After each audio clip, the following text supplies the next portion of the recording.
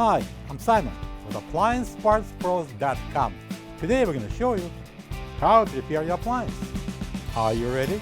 Remember, anytime you work on your appliance, make sure it's unplugged or the circuit breakers are off so there's no chance of electrocution. In this video, we'll show you how to replace the silverware basket in a GE dishwasher.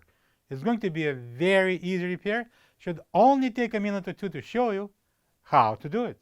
When you open up the package, you're going to get a new silverware basket. The silverware basket allows the silverware to be kept in one place for the best washing result.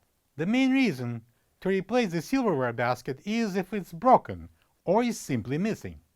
To get to the part, we need to open the door.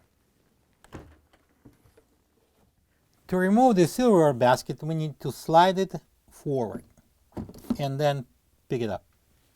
This is the old silverware basket next to the new one. If you don't have this part, you can get it from AppliancePartsPros.com. Right now we can install the new silverware basket.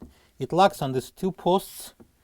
Just simply place it on and push it down a little bit. And now we can close the door. Plug the dishwasher in and enjoy your clean dishes. Thank you for being a part of another successful repair brought to you by AppliancePartsPros.com.